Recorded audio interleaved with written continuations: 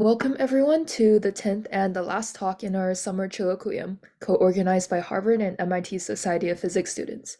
My name is Jennifer Song. I'm an undergraduate studying physics at Harvard, and I am one of the organizers of our Chilloquium speaker series. I'm here today with my co-moderators Minchol and Tung, and we are very honored to have Professor Andrea Cavalleri from the Max Planck Institute for the Structure and Dynamics of Matter to speak with us today. If you have questions at any time, you can raise your hand in the Zoom participant sidebar and we will call on you, or you can privately send a message to me and I'll ask for you. We will prioritize those who raise their hands in order to make our event feel as conversational as we can. In the spirit of keeping this a more relaxed and personal conversation, we also request that everyone be muted unless they are speaking, and also have their video on if you're willing and able.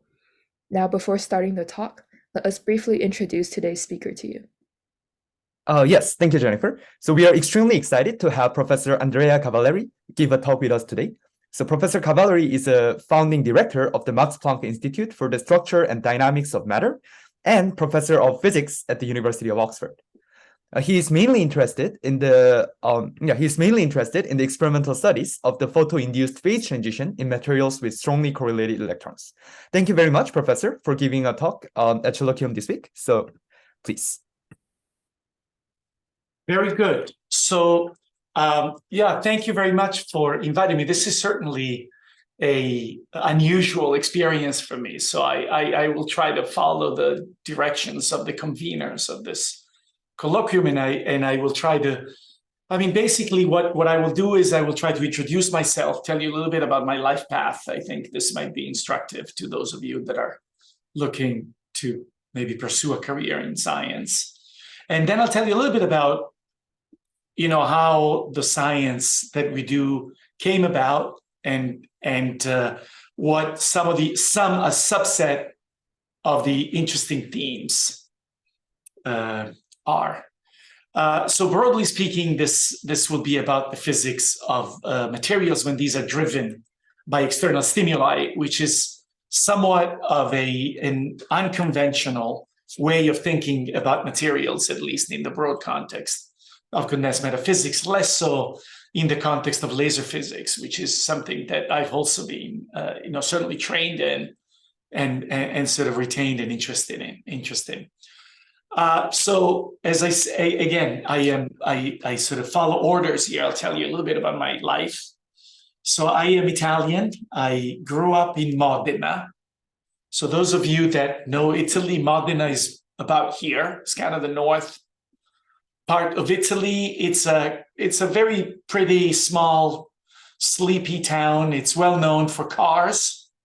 It's well known for food and opera singers. But other than that, it's a pretty boring place. And I was a very bored teenager when I was going to university. I was somewhat interested in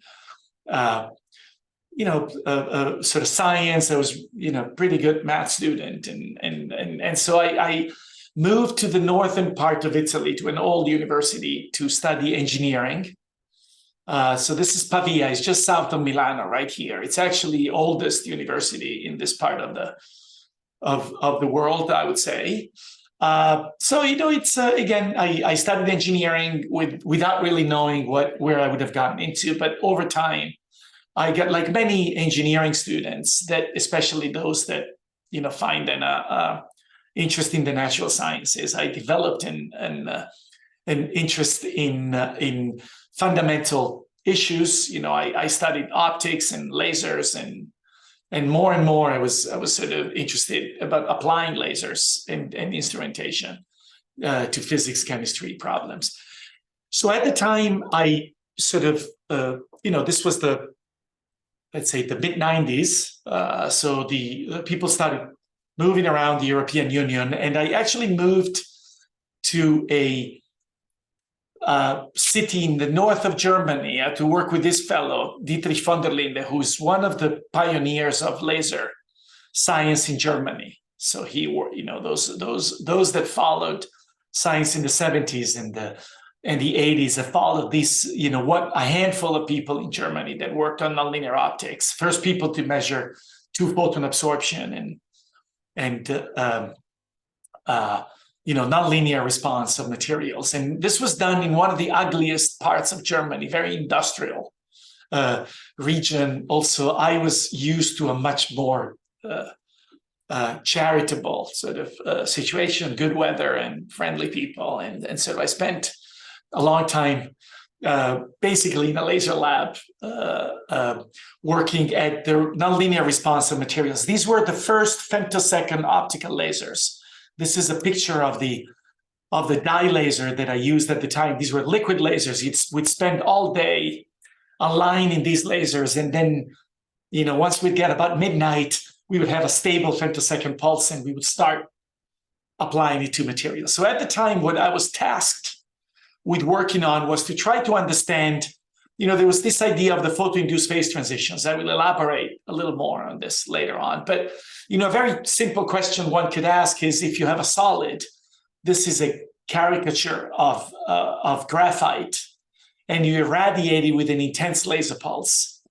How does graphite melt? How do I go from a solid to a liquid state? And at the time, we were trying to understand physically how this works. I mean, in principle, you could say that the time that it takes from a solid to melt has to be somewhat commensurate with the time that it takes for atoms to move, but nobody had really imaged this. Atoms move at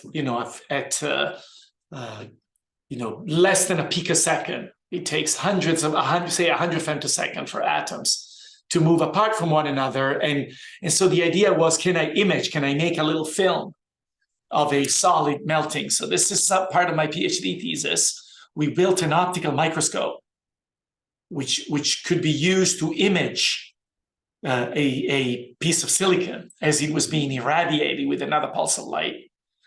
And then we took all these pictures, and this was a little movie of a piece of silicon becoming metallic, and silicon is semiconducting in the insulating state, and then becomes metallic when it melts. And so we were studying all these processes, and this is how I cut my teeth into trying to think about how a non-equilibrium phase transition takes place. This is very different. I will try to tell you a little bit later, but it's very different from the way we think about phase transitions in equilibrium. A thermodynamic phase transition happens in a very different way compared to a stimulated phase transition.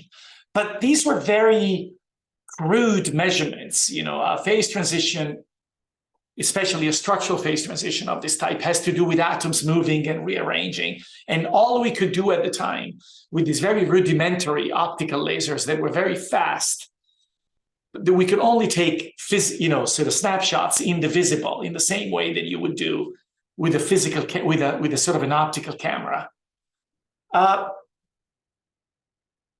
So all we could do was use light that would look at transitions at, say, 1 eV or half eV or 2 electron volts, and try to take snapshots of materials melting. But very little was understood of what was happening at microscopic timescales. And this also, the fact that we could, it's kind of amazing, the fact that you could only ask these questions, you could measure certain things, only sort of limited the type of questions that you were asking. Really, in the mid to late 1990s, people started asking different questions, like, can you, rather than just taking visible snapshots of your piece of silicon or something else changing, can you use crystal? We knew about crystallography, of course. Crystallography statically has been known for 100 years, but the exposure time of an X-ray camera is far slower than what we could do with optical pulses.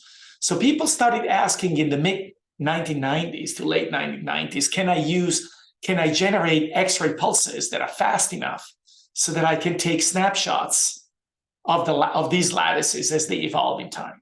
So that's how I got, how I finished my PhD with these questions in mind, and how, but there was basically no way to do this. So the first thing I did, I then moved to, I went from the ugliest city to one of the prettiest places one could think of. I moved to San Diego, and I worked with this fellow, Professor Kent Wilson, who was a chemist working in San Diego, and he was a chemist, so he was interested in chemical reactions, in a sense, not different from, I was interested in phase transitions. He was interested in how A plus B goes in C plus D and how the atoms move. And so this is how I went to work as a postdoc with this man who was also an investor, and he spent his own money to do research. So this was a privately funded research group that basically operated with very generous funding to try to solve these questions of the motion of structures. So this is me in 1998, and this is a terawatt laser. This is Craig Siders and Ting Guo. Ting Guo is these are both professors now in the U.S. This was a terawatt laser pulse that we built at the time, and basically the idea was the following: if you take a femtosecond laser pulse that has high enough power and you focus it on a piece of copper, and if the power that is being focused on this wire, on this piece of copper, is intense enough, so you can reach intensities of 10 to the 18 watts per square centimeter. So that's an extremely large number. What happens at 10 to the 18 watts per square centimeter is that the electrons that quiver in the laser field become relativistic. And so these quivering electrons in this copper wire would ionize core levels of copper and would generate bursts of K-alpha radiation. And these bursts of K-alpha, so this would be the same action that I would have in an X-ray tube, but the bursts of K-alpha radiation would be of femtosecond duration. So we could use this to irradiate, and then we could use another pulse to excite my piece of silicon or something, and we could try to take measurements of the motion of the lattice. But basically, this was like 3 years of my life spent aligning and building parts of this laser, generating this, building up. This was all sort of us doing experiments, and this is sort of a copper wire irradiated with a terahertz pulse. But this was great. I mean, we could start, these were the first experiments that allowed us to measure atoms, how they moved in real time. So that's what I was doing in the late 90s. And the field progressed. I then sort of became interested in using, again, to study the physics of photo-induced phase transitions. I then moved to Berkeley to work so this guy was my boss at LBL. So Chuck Shank is the inventor of the femtosecond laser, the person that in the 1970s at Bell Labs invented the first visible femtosecond laser, and he was the director of Lawrence Berkeley Laboratory. And so he, at Berkeley, they had this synchrotron that generated X-rays. And so the idea there was to use femtosecond pulses, overlap them with an electron beam. So this is an electron beam that goes around the ring. It's a 2 megavolt electron beam the idea was that we could take maybe a femtosecond laser pulse, overlap it with the electron beam, use the laser pulse to modulate the electron energy, and generate sidebands in the electron energy distribution over very little slices of these femtosecond pulses, and generate femtosecond electron bunches, which then could be used to do this and that and the other. So this was about as hard as the big laser, but it had the advantage of this thing being tunable. I mean, this was really a nightmare of an experiment. This is me in the rare events when I was smiling in this kind of nightmare of 5 years of my life trying to do this at the time. But this was, it also, Mitchum asked me and Jennifer asked me to just give a little bit of a sense of how you develop your career. So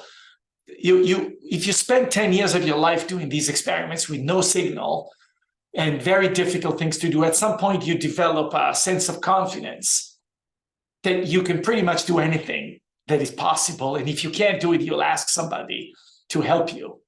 So this is really what could sort of, and then you can ask maybe very simple questions, but just try to do things that nobody else has ever done, and do experiments with signal to noise of 1, and try to squeeze out results from this. So this is my personal history, which was very much based on on instrumentation building to ask new questions that nobody has ever built before. And I must tell you that at this point, I was already in my mid-30s at the time, and I was a pretty frustrated person. I was doing these experiments, I was publishing good papers, but it would take years for these papers to come through. And then somehow then I got my first faculty appointment. This is me a couple of years later. This is my first group in 2005 in Oxford. This was, very different environment, not unlike Harvard, the sort of grand academic life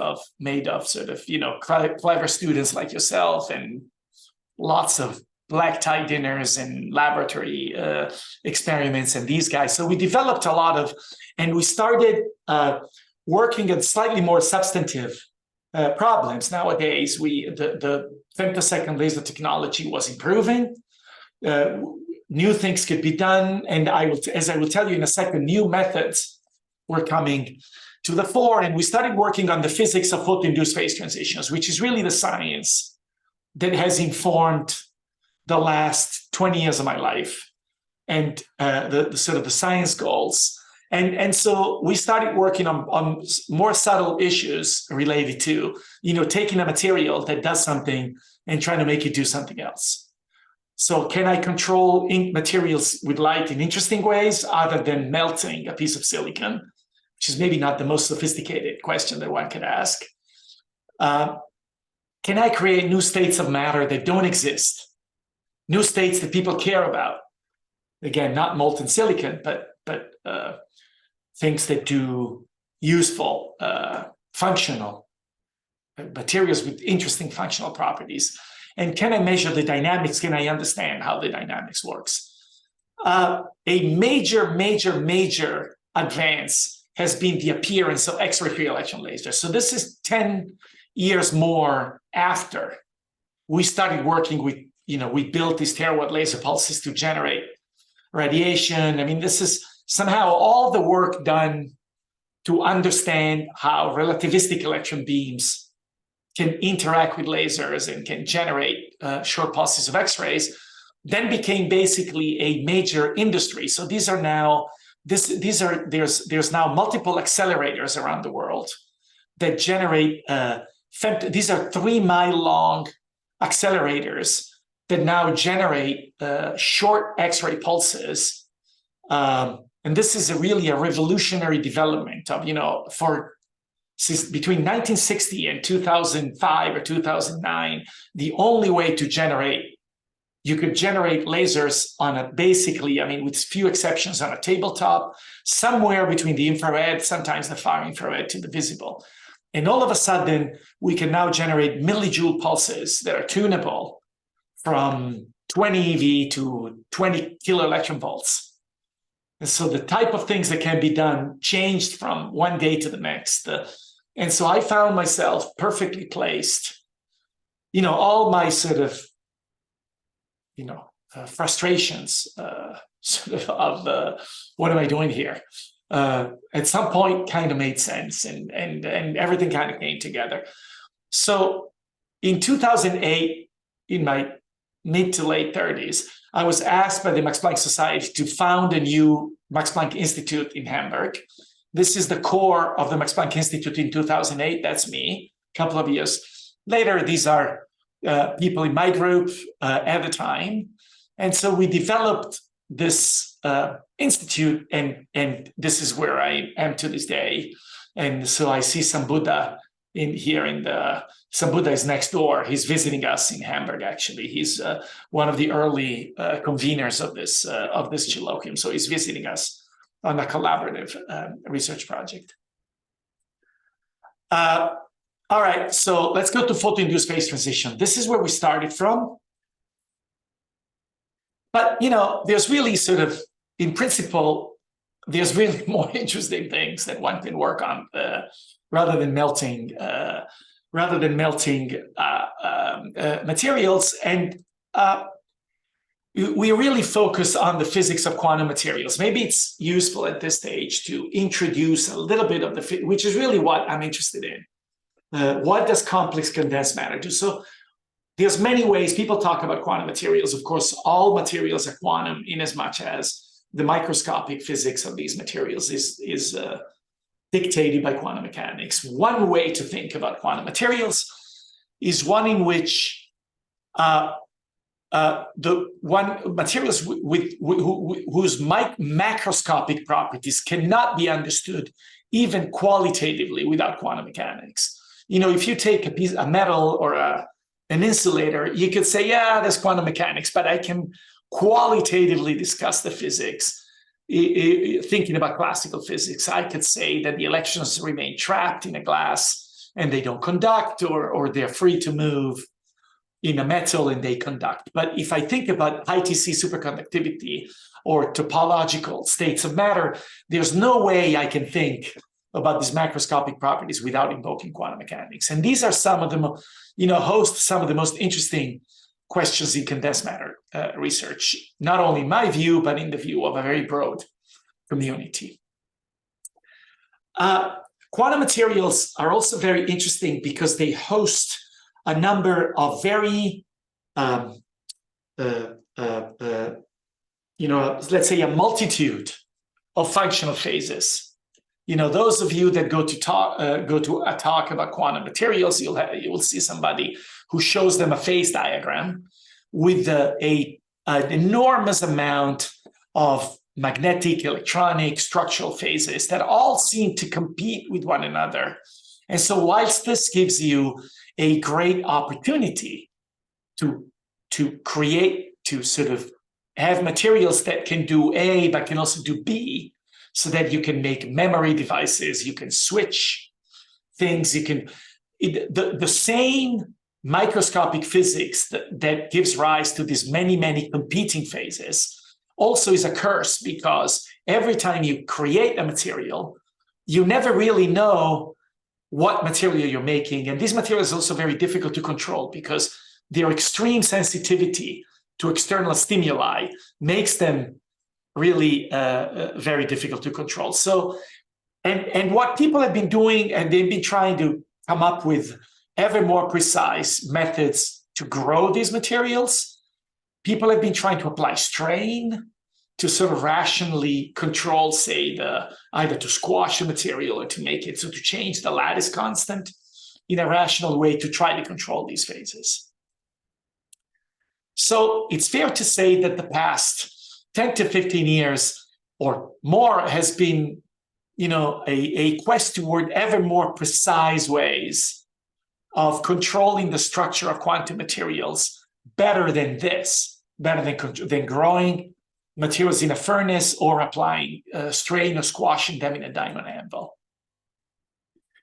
So people, for example, they've been putting interfaces of different materials, and they've been trying to change the structure at these interfaces. Nowadays, a big theme is this business of twisting different van der Waals stacked layers to control the physics of these quantum materials or structure them in various ways. But the thing that we're very interested in doing, which is quite different, is use light to drive the structure periodically. So use light not to melt or to a material, but just to, rather than push and pull atoms in one direction and then hold things there, to just really explore the physics of these materials when these atoms are being periodically driven.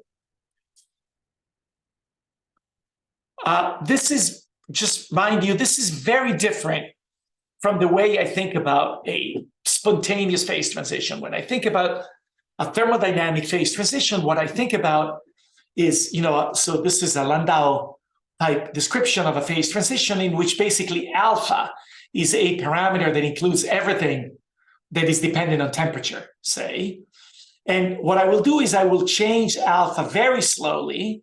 And what will happen is that the material very slowly, this is a molecular dynamic simulation of a ferroelectric phase transition, but a material very slowly, through many fluctuations, will find a new equilibrium arrangement and will go from this state to this state, for example. What we're trying to do is something different. We're trying to take one single degree of freedom and sort of modulate it up and down in the material in equilibrium.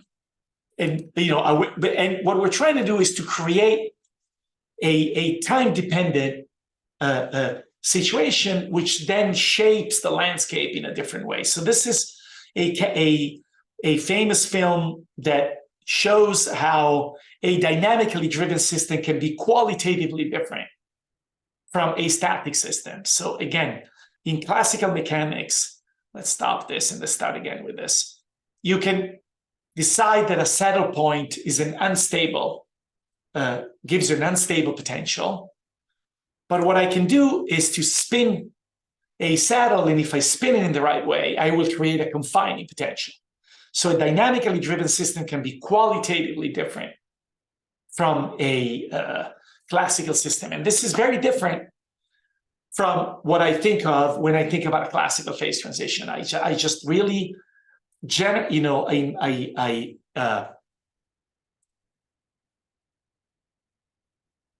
is the context in which this periodic driving of the atoms or some microscopic constituents should be taken.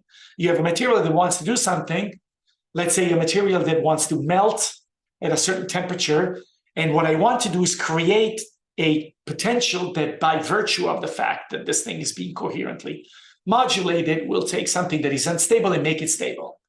So I have a 12-year-old daughter, and she used to ask me, what are you doing? And I'm just trying to tell I'm trying to freeze water with light. I want to irradiate light, and I'm trying to freeze it. And there's this cartoon, the comic that children watch, is called Frozen, and you have this princess that shines light, and this is very intuitive. So my daughter was 5, and she said, "Oh, that's cool." And I said, "Yeah, I know, it is cool." You could try to sort of take a low temperature, a material that is stable, that has something interesting only down to low temperatures, and stabilize this effect at higher temperatures, right? So that's basically the intuitive thing that I'm trying to do. I'm taking this instability and trying to stabilize it. Okay, I've been talking for half an hour. Okay, Nietzsche, how long? The talk hasn't started yet, so I should probably talk for 20 minutes. Is that okay? Oh yeah, definitely. Yeah, you can Good. How long? Okay. So all right. So now, if you want to spin this saddle, so you need somehow some form of tweezer that goes into a material, and you want to spin the saddle at a speed that is comparable with the elementary instabilities. Let's say this is an atom. And this atom will be unstable over, I don't know, 10 femtoseconds, 10 to the minus 14 seconds. So I need to spin this saddle faster than that in order to generate my frozen water or whatever it is that I'm trying to do. So for this, you will use light, and you will try now to shake the atoms around and try to sort of form this freezing thing. So we now look back at nonlinear optics. Nonlinear optics is based on lasers. There's at least 3 things that one might want to do by shining intense light pulses on a material. So a very traditional thing that people have been trying to do is to use a material to change light. This is what people did first. You take, the first experiments in nonlinear optics, people took a piece of quartz, they irradiated a piece of quartz with an infrared light pulse, and they got a green light pulse out. You don't do very much to the material, but you use the material to change light. Other things that people have done over the years is to use light to probe materials. What you would like to do is to measure 2 photon transitions which have different selection rules than 1 photon transition. So if you want to probe transitions that are forbidden to dipolar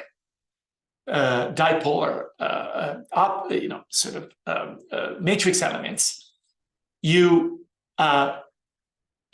will do 2 photon transitions, so you can measure a P2P transition, which normally is forbidden. Or you will look at surfaces. And by using nonlinear optics, you'll be able to diagnose the symmetry of a surface. What we would like to do is a third thing, to use light to control materials. I've said this multiple times. And the reason why that people haven't done that much up to now is that up to only a few years ago, optical lasers could only generate light in the visible. And in the visible, what you will do is you will excite electrons. You won't be able to control the constituent excitations, sort of the position of the atoms, for example. These position of atoms resonate at much lower frequencies, which are mid-infrared and terahertz. I actually have a very nice picture here of this, but I took this out and now I regret having done this. But oh, there you go. I do have it. What you would like to have are light pulses that are not at visible frequencies, but they're either in the mid-infrared or in the terahertz, which is where atoms move, they respond to light, where collective modes of solids respond. And what you would like to have are light fields where the peak field is large enough so you cannot just use a light bulb that generates terahertz radiation.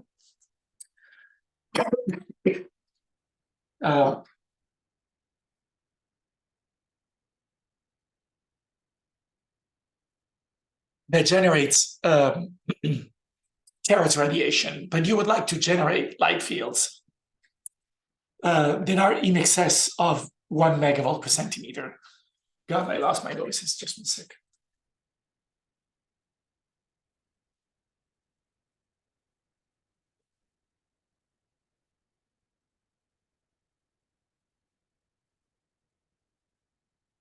I'm sorry about that. Let's come back. So up to a few years ago, you could generate. So I've talked to you about X-rays to measure where the atoms are. And now I'm telling you about technology to have intense fields to move the atoms around. So you need to generate light fields at these very low frequencies, terahertz, whereas the visible is much higher frequencies, right? Up to a few years ago, you could only do this at large accelerator facilities, again, making it this kind of not very practical. Nowadays, this is the picture of an optical setup in my lab. This is complicated, but it's not infinitely complicated. If you go in Matteo Mitrano's lab at Harvard, you will see something very similar to this. Nowadays, it's become, with some of the methods that we, amongst other people, have developed, you can now have, a couple of PhD students and some money, and you can build these light sources in a single investigator laser lab, and you can generate these light sources that are tunable throughout the mid-infrared optical spectrum. And so with this, you can try to tune these light pulses at much lower frequencies than the visible frequencies, which we have available with lasers, and you can try to drive systems. So now a bit more to the science. One of the things that we've been trying to develop is this business of driving phonons nonlinearly. So we'll try to give you a little bit of a sense of what can be, done. How do you think about resonant excitation of a vibrational mode when the light field that drives it is intense? So I told you about this. So let me first tell you the way we think about how a linear, let me first tell you how we think about the linear response of lattice vibrations to a light field, and then we can try to see how we think about the response up to strong fields. The way we think about weak light on a phonon, that's something we've had for 100 years, is the following. You can think about a phonon as some spring. This is the energy of a phonon subjected to a light field. So the energy will have a term that is basically a spring. So it depends on the square of the phonon coordinate. And then you have a term of the energy that involves the interaction of my phonon system with a laser field. And there will be an energy, so laser field, this is the charge of the phonon, which we call the Born effective charge. It's basically how polarizable the phonon is. Sodium chloride, two charges. So that will tell you what the force is. And then there will be the displacement. So there's this term here that has to do with the interaction between the laser field and the phonon. And from this, you can pull out an equation of motion of a damped harmonic oscillator. And this is why when you shine a light field on it and you measure the spectrum, you see a Lorentzian light shape. You're basically looking at the Fourier transform of this damped harmonic oscillator where you have the phonon coordinate that will oscillate driven by the laser field times the charge. So this is the way I think about linear response, but let's start thinking about nonlinear response when the light field is intense. Of course, when the light field is intense, there's going to be, this term will no longer be sufficient to describe the interaction of the light field with the phonon, and you will have to think about all anharmonic terms of all phonons, which are no longer normal modes, interacting with one another. So at the very minimum, I should think about all normal modes, all 3 phonon couplings, and all 4 phonon couplings. And so I go from having one single equation of motion to having a very large number of equations of motion that I have to keep track of if I want to understand the way my lattice structure responds to my intense light field that has been made resonance with my phonon. And so that's something I need to understand if I want to now drive a phase transition from this atomic position to that atomic position. But we could do the simplest possible thing. We can make a number of assumptions. We can decide that we're only going to worry about cubic coupling, which is going to be the lowest order coupling. And we're only going to think about only 2 modes, one that is driven and one that is not driven. So let me just walk you through the way I would think about this problem in this specific situation. So what used to be my lattice potential, remember, this was the driven IR mode, which was my spring, plus the laser drive. Now I have another mode that used to be not driven by my light field, but now becomes part of this motion by virtue of the fact that the lowest order interaction term is going to be of this form, under some assumptions that I won't tell you about.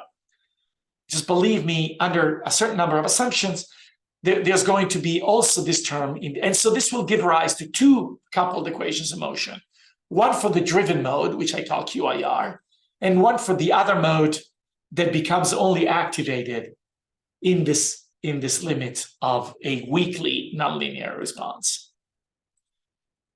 And so now when I think about these 2 equations of motion, I have the equation of motion of my phonon that I'm driving. That's the same that I gave you before.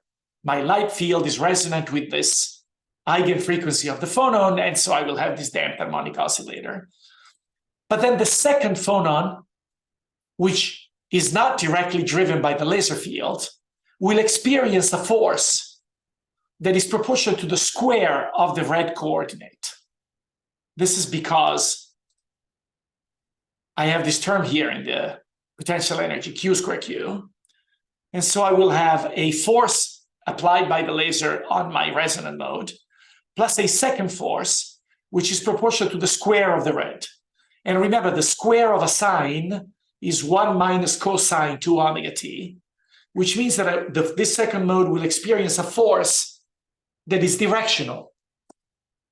The light field will drive this mode with 0 average, whereas the second mode will experience a force that is directional and will be kicked. So all of a sudden I have these 2 modes. So this is equivalent to saying that if I have 2 pendula, which are coupled with this lowest order Q square Q coupling, if I shake the first one, I will displace the second one as long as the first one is being shaken, okay? So all of a sudden, I have my crystal. So now if I plot two coordinates as a function of time, what I will have is the directly driven QIR coordinate, and then a force that will be exerted on the equilibrium lattice structure that will be active as long as the first mode is being driven. So basically, what I will be able to do is to sculpt a crystal structure that doesn't exist in equilibrium, that is only there by virtue of the fact that this Q square Q coupling keeps a number of modes displaced as long as the driven mode. So once you understand this, this is basically, remember, when you study condensed matter physics, you have the thermal expansion term, which is the Q square Q term to lowest order. As long as you have all sorts of atoms that are shaking, and then the lattice will expand on average. This is basically the same thing, except that this will be now a much more directed way to do thermal expansion. It will be related to the symmetry of this mode, and so I can develop a rational set of ideas on how to sculpt new crystal structures with light. So that's interesting. And it turns out that there's a number of low-lying fruits that we've been actually exploring over the years. You can take a material that is an insulator, but has a hidden metallic state, which normally I don't access, because this would be some sort of free energy as a function of something else. And now I have this hidden state that no man has ever seen, because this hidden state is protected by a kinetic barrier that is maybe 300 millieV. 300 millieV, remember, is 3000 Kelvin. And so the material will melt before I can thermally fluctuate my way into this phase.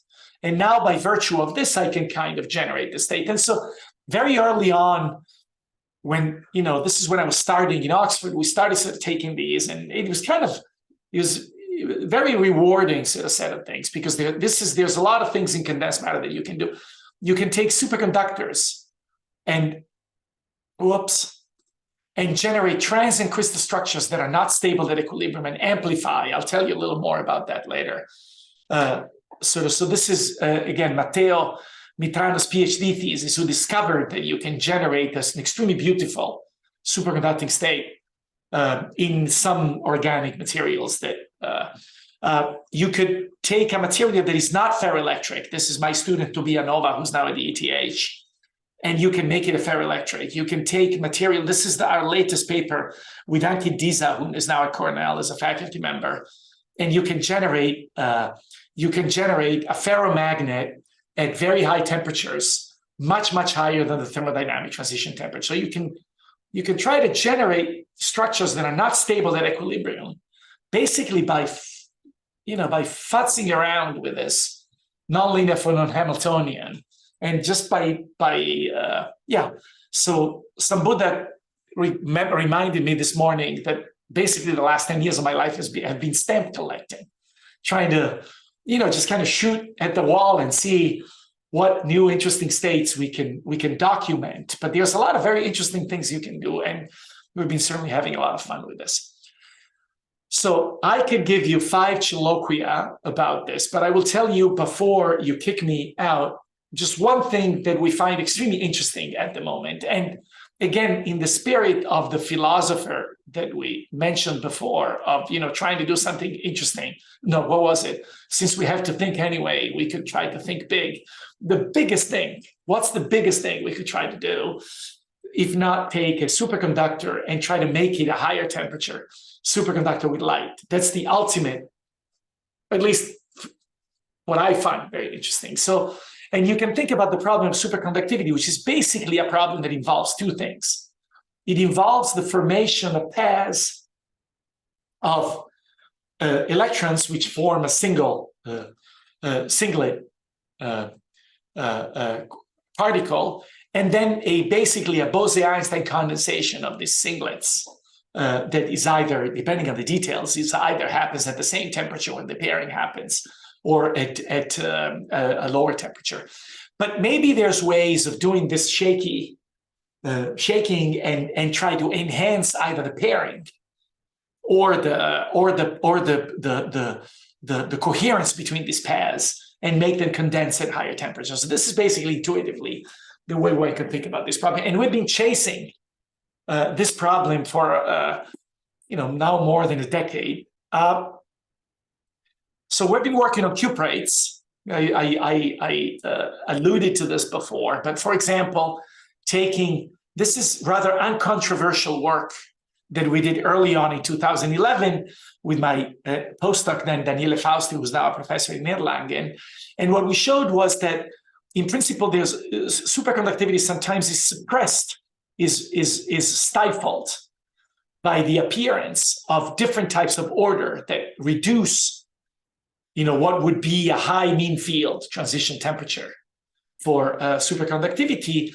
And by judicious excitation of certain lattice vibrations, one could destroy these forms of stripes, which then, as I said, reduce superconductivity and induce a higher temperature superconductor than the one it would be. And then a much more puzzling set of phenomena in other cuprates in which we generate transient states that survive all the way to room temperature, which, in this sort of, spinning saddle of sorts, generate sort of this, in this driven dissipative system, generate much higher coherence than the one you would have in equilibrium. And so this is work that we've looked at also for many years. This is because this is a room temperature state, it's in equal parts more exciting, more controversial, and has a much higher burden of proof. And this is what we've been exploring over the past few years. 3 slides and then I'm done. So basically, this is now my YBCO material. You shake these apical oxygen modes, which you don't need to understand or care about what they are, but basically you use this way to transduce the excitation with a light field into the material, and then you probe the optical response, and what you find is you can measure the transient optical properties and convince yourself that these reflect the formation of a zero resistance state for the time for which I'm driving, during which I'm driving the system. And depending on the material, we've been generating these transient zero resistivity state from anywhere between 1 picosecond to 10 nanoseconds for reasons that we don't really understand. And now we've recently demonstrated is that this material also expels a magnetic field in the same way that an equilibrium, and also has a critical current. So this is clearly a very strange state of matter that we have no idea why it comes about. But as I mentioned before, these are states that we can find all the way to room temperature. And so a lot of the work that we've been trying to do over the past few years has been related to trying to understand the way, for example, excitation of these phonons couples with certain superconducting fluctuations that mediate superconductivity within this YBCO material and generate this very puzzling high temperature driven state, which has this sort of seemingly zero resistance and superconducting properties at room temperature.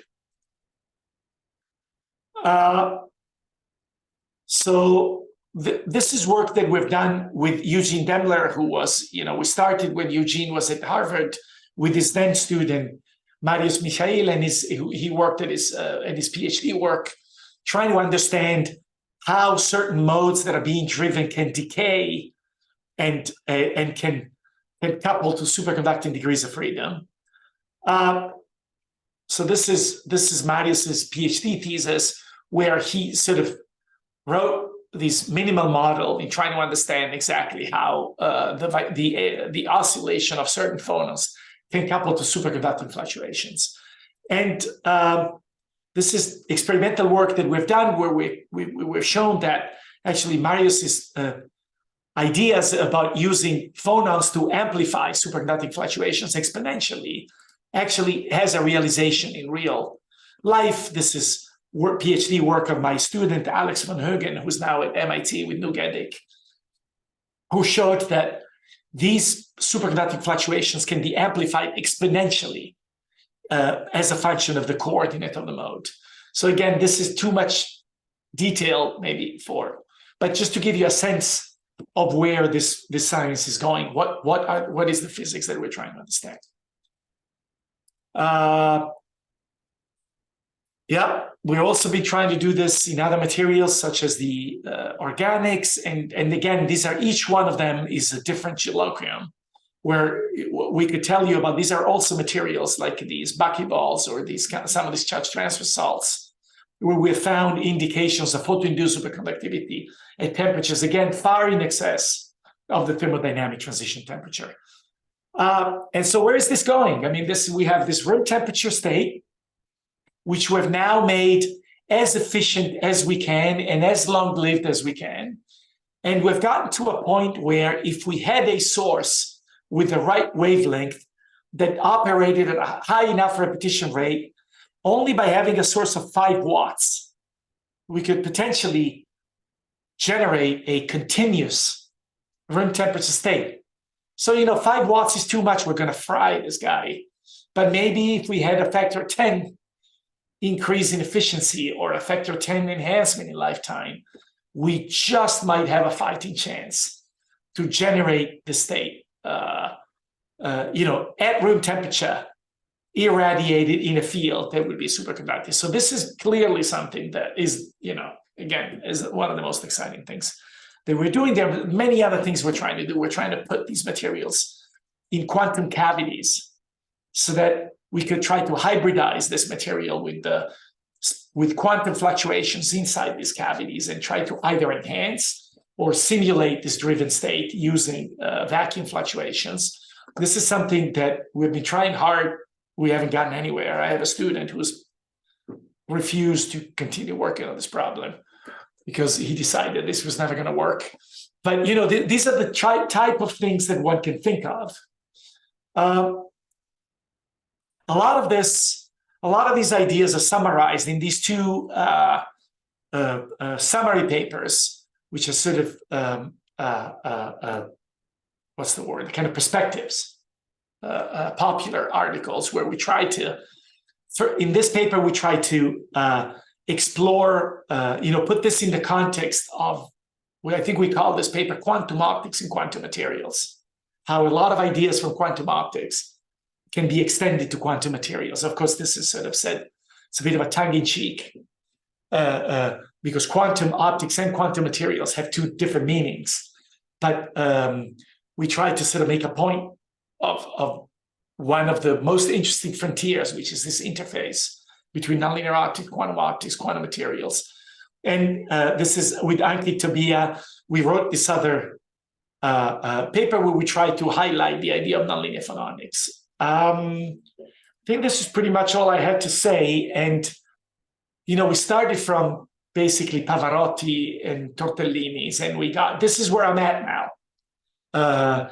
We're just trying to, I very much think, I'll leave you with this. I very much think about the job of an experimental physicist as somebody who builds a new instrument to discover a new physical phenomenon, regardless of how. This is not the way everybody works. There's different ways to do physics. You can ask much more precise questions rather than go hunting. So, but I've given you the way I see exciting physics, and I hope this will contribute valuably to your sort of the science that you've been exposed to. And thank you for inviting me, and thank you for your attention. Right. Thank you so much, Professor Cavalleri, for the amazing and inspiring talk. Now we're moving on to the Q&A session between the speaker and the audience. As explained in the beginning of today's event, please raise your hand in the Zoom participants sidebar and we will call on you. Or you can privately send a message to me and I will ask you. Also, in order to make Chilloquium fields as conversational as we can, we would like to generally prioritize the ones who raise their hands.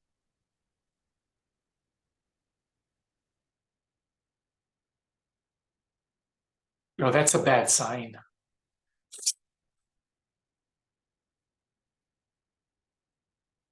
Very good. Mincho?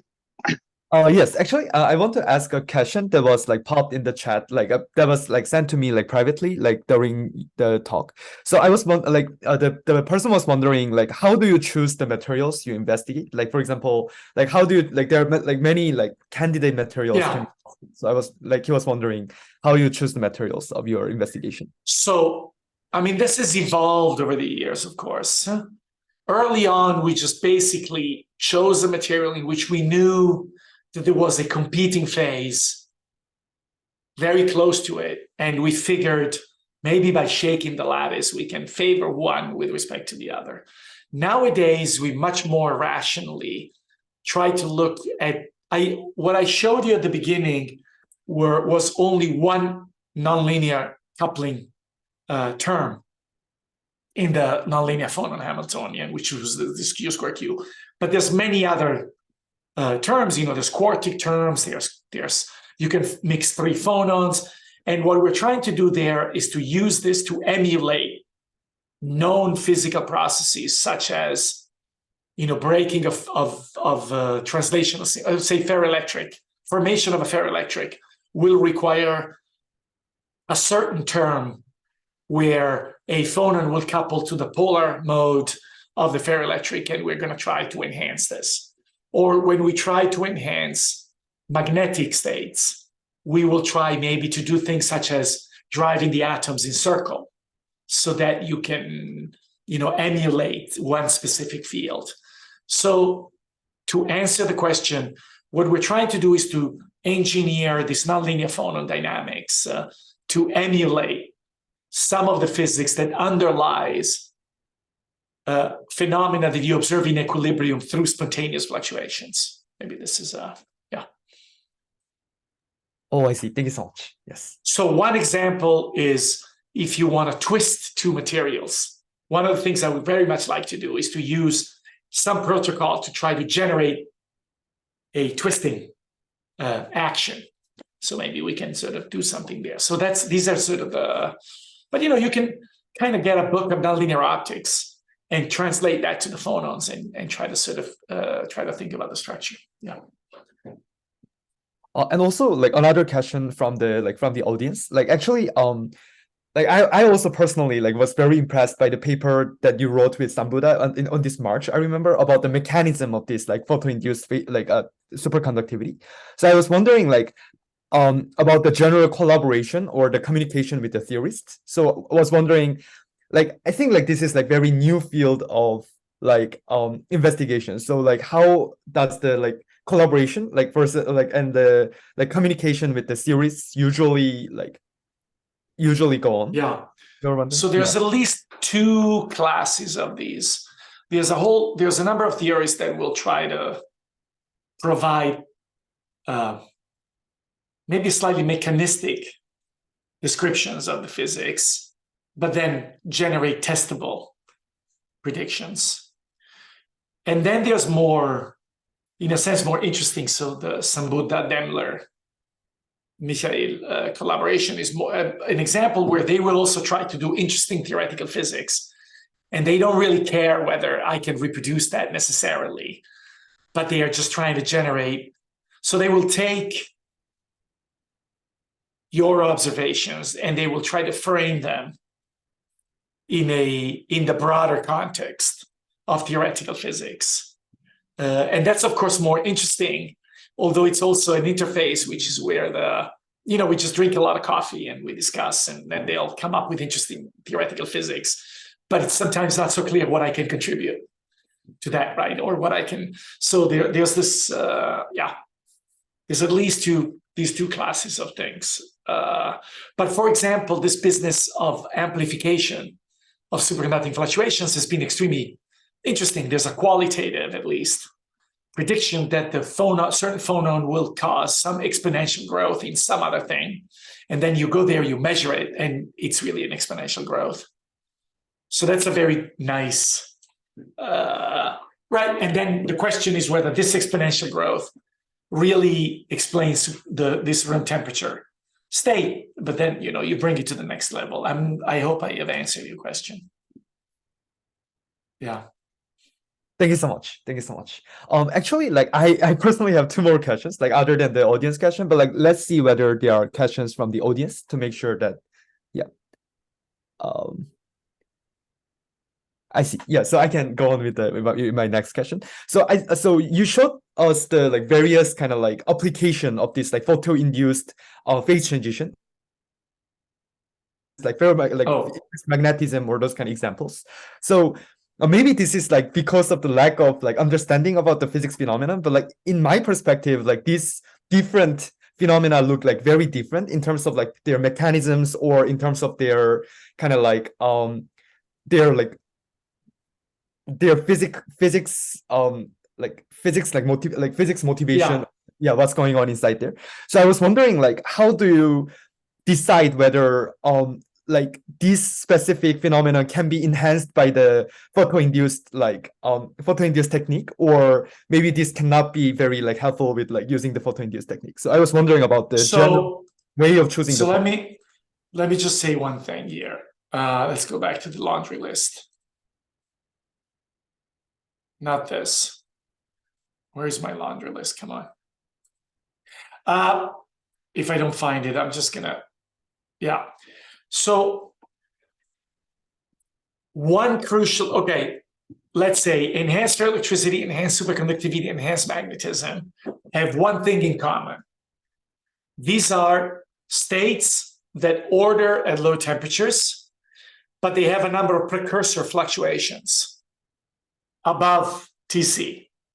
So, you know, you could argue this last paper, for example, and this is a ferromagnet where order only happens at low temperatures, but the system is a fluctuating ferromagnet already at high temperature. And the same is true for this specific ferroelectric, strontium titanate, and for many of these superconductors. So in that sense, the idea is that a periodic drive supplies order and rigidity to this order in the same way that, you know, if you have n pendula and you drive them, you can make them synchronize, although they might, you know, spontaneously they will synchronize only at very low temperature, say. But the drive, so I think that's at a very sort of broad brush, intuitive level. This is the way I think about this. And whether this is real, I don't know. Right? It's just the way you think about a problem. Actually, that's really interesting. So basically, like the mechanism that you discussed in the kind of like middle of the talk, the regarding the Q2 and then like the Q, those kind of like a pendulum mechanism can be also applied in the various kind of like condensed matter problems. That's kind of basically. Well, this is one of the microscopic mechanisms. Got it. I see. But for example, in this specific case here, this paper that just came out, I mean, we just finished the paper, so I have every detail of it still very fresh. What we had there was basically went looking for every single phonon. And so we were expecting that some phonon would enhance ferromagnetism and some phonon would suppress it. And what we found was that indeed some phonons enhanced it, but it weren't the phonons we were thinking. So we were looking for the certain sign of the spin lattice coupling. And turns out that that's really not a very good. You still find that you still can enhance it and depress it, but it's really not clear why that happens. I see. Thank you so much. It's really interesting. Yeah. I see. And also, let's check whether there's another question. Yes. So my last question, like that I wanted to ask, is about so you described there was a 2009 revolution in the laser that people built, like very large laser, like So I was wondering, like even though like that happened, like your like you described this setup on the like optical table and all sorts. So I was wondering, even though like those kind of technique was developed, like most of the experiments are done on the like optical table. I don't think I clarified this. So remember, in these experiments, there's two things you're doing. One is a light field that you use to drive the material, and one is an X-ray field that in a number of circumstances you will use to interrogate, for example, to measure the molecular movie. Oh, it's the different thing. Oh, sorry. I see. One is the pump, the other one is the probe. or at least in some cases. What I was trying to say is how, at the beginning, I suppose what I was trying to say was that how the fact that we started measuring atomic motions allowed us to think about a problem much more. At some point you start measuring atomic motion, so you say, okay, let's just move these atoms around the way I want them to move. And so that's how we got into these terahertz. So apologies, this wasn't very clear, but maybe, yeah, that's the point, right? The fact that you have these lasers that allow you to measure things, yeah. So we can understand it as the source of motivation in some sense, that Well, or just kind of, yeah. Interesting. I see. Thank you so much. Yeah. I see.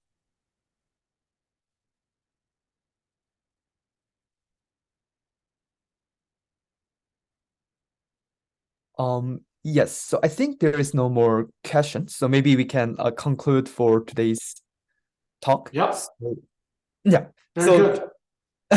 Thank you so much again, Professor Cavalleri. Thank for you. a Thank you. inspiring talk today. Yeah. And Yeah, also, very good.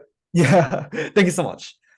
And yeah, and thank you everyone for coming today. And also, yeah, we hope everyone to enjoy the fall semester. And yeah, thank you so much again, Professor, and have a nice day. Thank you. See you later, guys. Thank you. Thank you.